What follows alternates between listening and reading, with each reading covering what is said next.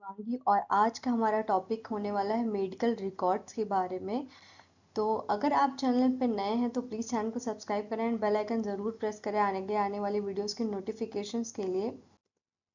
आज हम डिस्कस करने वाले basically the definition and purpose of medical records का डिफिनेशन और पर्पस क्या होता है मेडिकल रिकॉर्ड्स का।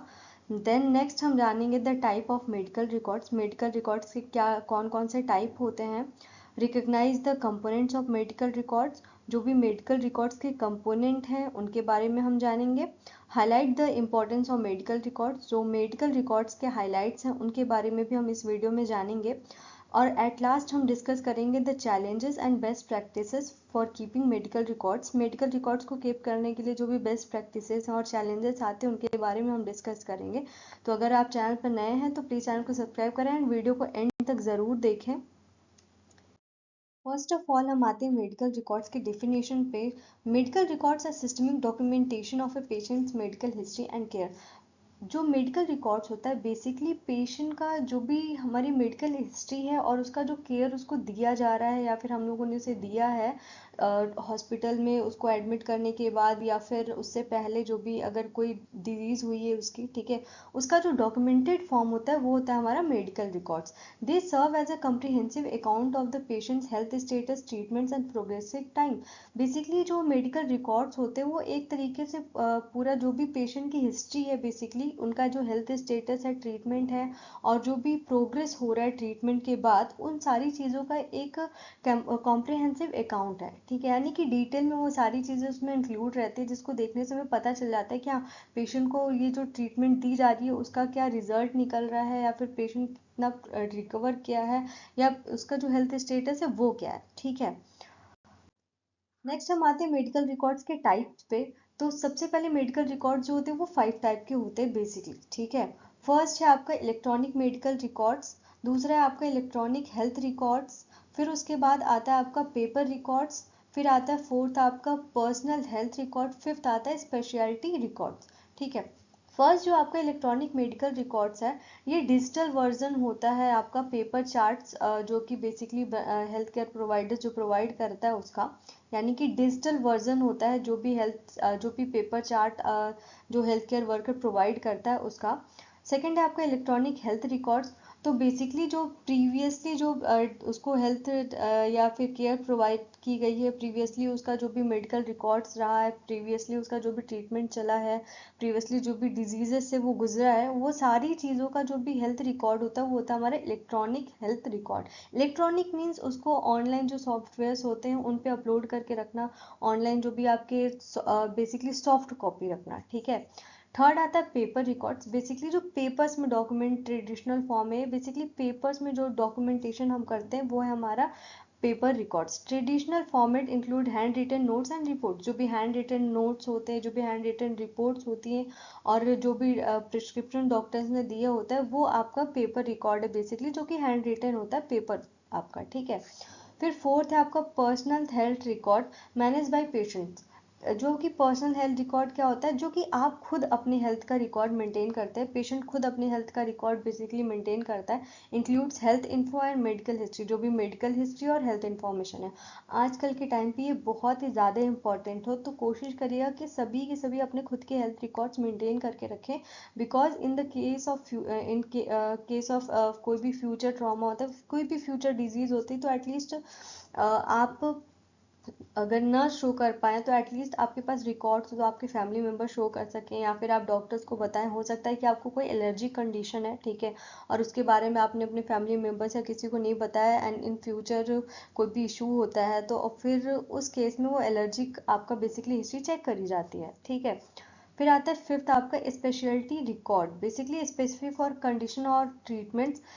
फॉर एग्जांपल जो साइकेट्रिक और सर्जिकल जो ट्रीटमेंट्स होते हैं उसके लिए स्पेशलिटी रिकॉर्ड्स बेसिकली बनाए जाते हैं, ठीक है।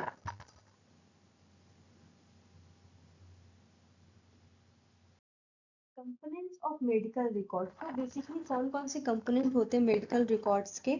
फर्स्ट है हमारा पेशेंट का इंफॉर्मेशन। सबसे पहले जो भी आपका मेडिकल रिकॉर्ड्स में मेंशन होता है वो होता है पेशेंट के बारे में इंफॉर्मेशन। उसका जो कॉन्टैक्ट डिटेल है, पेशेंट का नाम क्या है, कोई भी अगर इंश्योरेंस हो रखा है तो उसके बारे में जो भी इंफॉर्मेशन है वो सारी चीज़ें मेंशन रहती हैं। उसका घर का एड्रेस क्या है, वो सारी चीज़ें, पेशेंट की हिस्ट्री, बेसिकली क्या कहते हैं पेशेंट का इंफॉर्मेशन हम डेटा कलेक्ट करके रखे रहते हैं।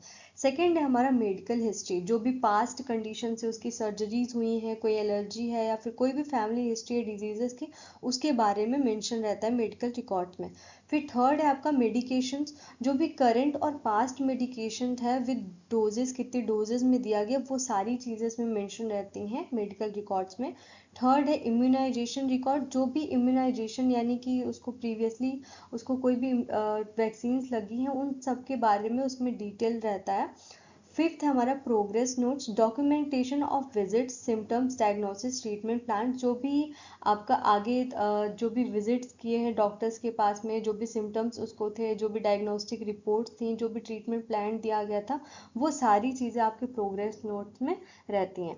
सिक्स्थ है आपका डायग्नोस्टिक रिपोर्ट्स। डायग्नोस्टिक रिपोर्ट में जो भी लैब टेस्ट है, इमेजिंग स्टडीज़ है, डायग्नोस्टिक प्रोसीजर्स, जो जो टेस्ट हुए उनके सारे रिजल्ट, जो भी डायग्नोस्टिक प्रोसीजर्स उनके सारे रिकॉर्ड्स जो हैं वो डायग्नोस्टिक रिपोर्ट में मेंशन होता है। सेवन्थ है ट्रीटमेंट प्लान्स, जो treatment plans basically propose treatment and expected outcome, जो भी डॉक्टर प्रिस्क्राइब करता है कि आपको ये ट्रीटमेंट बेसिकली लेना चाहिए, यानी कि वो बताते हैं कि हाँ आपको ये ट्रीटमेंट ले सकते हैं, ये लेना चाहिए, और उसके जो भी एक्सपेक्टेड आउटकम्स है कि वो आउटकम जो है कैसा होगा, कितने टाइम में आप सही होंगे, वो सारी चीज़ें उसमें ट्रीटमेंट प्लान्स में मेंशन रहती हैं।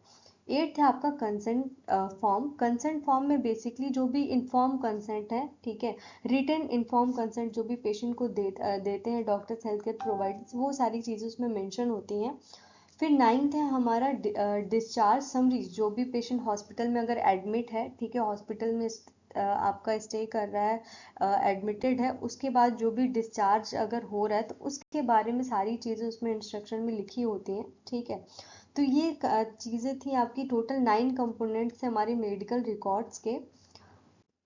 नेक्स्ट हम आते हैं importance of medical records. Medical records के इंपॉर्टेंस क्या है, तो सबसे पहली चीज़ क्या होती है, कंटिन्यूटी ऑफ केयर।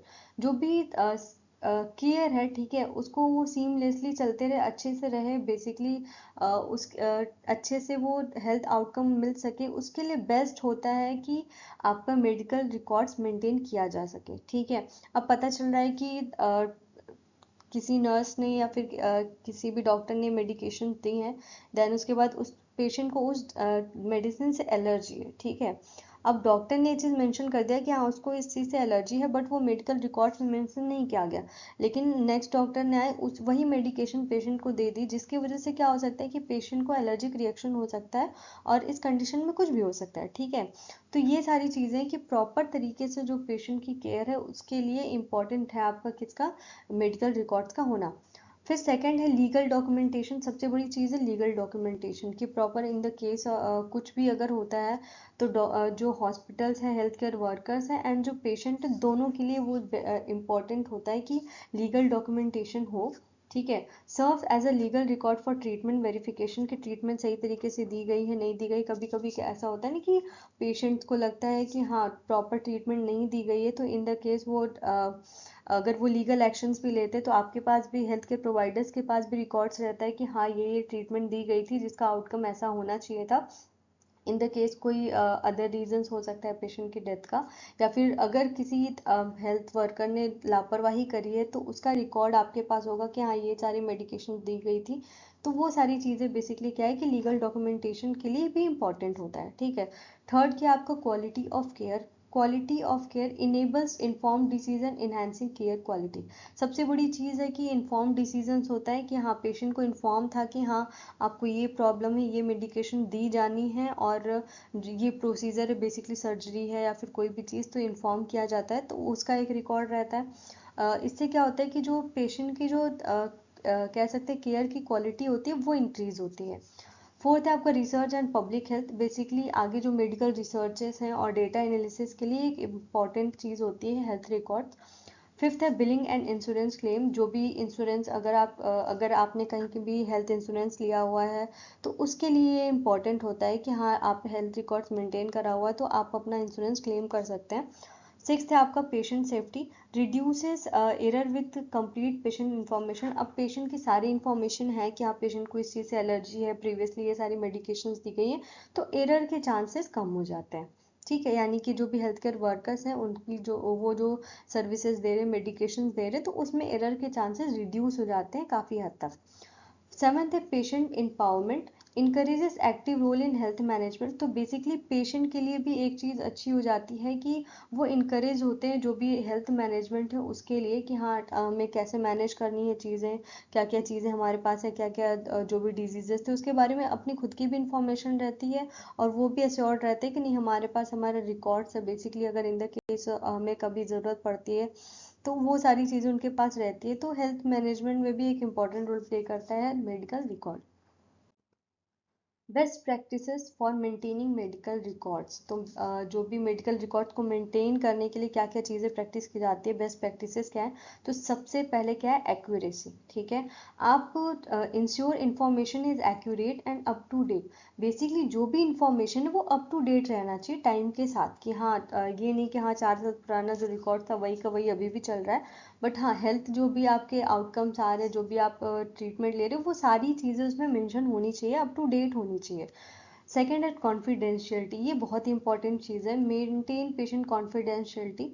जो भी बेसिकली हेल्थ केयर वर्कर्स हैं उनकी सबसे पहली रिस्पॉन्सिबिलिटी यही है कि जो भी पेशेंट का हेल्थ रिकॉर्ड है उसको वो प्रॉपर तरीके से क्या करें, प्राइवेसी में रखें। ठीक है, थर्ड है accessibility, ensure authorised access while securing records. जो भी हॉस्पिटल्स में मेडिकल रिकॉर्ड्स पेशेंट के सेफ रहते हैं उसके लिए जो भी कह सकते हैं कि एक्सेसिबिलिटी होती है वो कुछ ही ऑथराइज्ड पर्सन पे होती है। बेसिकली जो होता है मेनली वो पेशेंट के हाथ में ही होता है कि पेशेंट ही एक्सेस कर सकता है।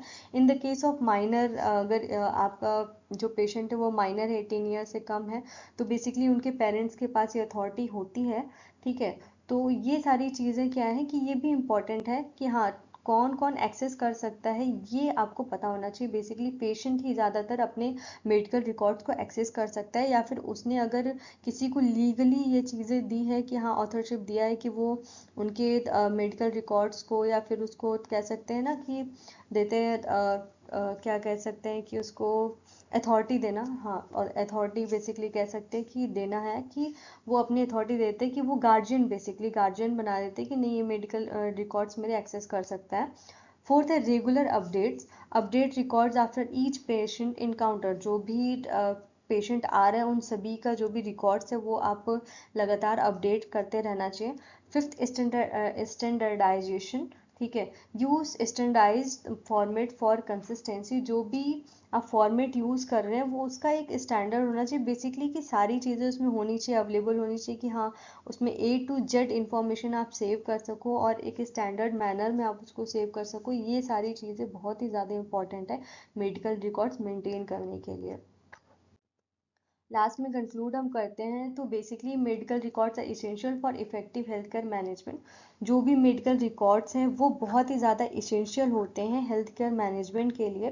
Understanding types component importance aids in improving patient care. जो भी इंपॉर्टेंस है टाइप्स है मेडिकल रिकॉर्ड्स के पेशेंट के केयर के जो इम्प्रूवमेंट है उसके लिए काफ़ी ज़्यादा इंपॉर्टेंट होता है। ठीक है, तो आपको ये जानना बहुत ज़रूरी है कि मेडिकल रिकॉर्ड्स बेसिकली होते क्या है। अगर आगे भी अगर आपको कोई और डाउट होता है तो प्लीज़ आप कमेंट कर सेक्शन में कमेंट करके मुझे ज़रूर बताइएगा। एंड थैंक यू एंड तक देखने के लिए। एंड अगर आपको ये वीडियो पसंद आता है तो प्लीज़ शेयर ज़रूर करिएगा, लाइक ज़रूर करें, एंड आप कमेंट करके मुझे बताइए कि नेक्स्ट वीडियो मुझे कौन से टॉपिक पे बनानी चाहिए। Thank you so much.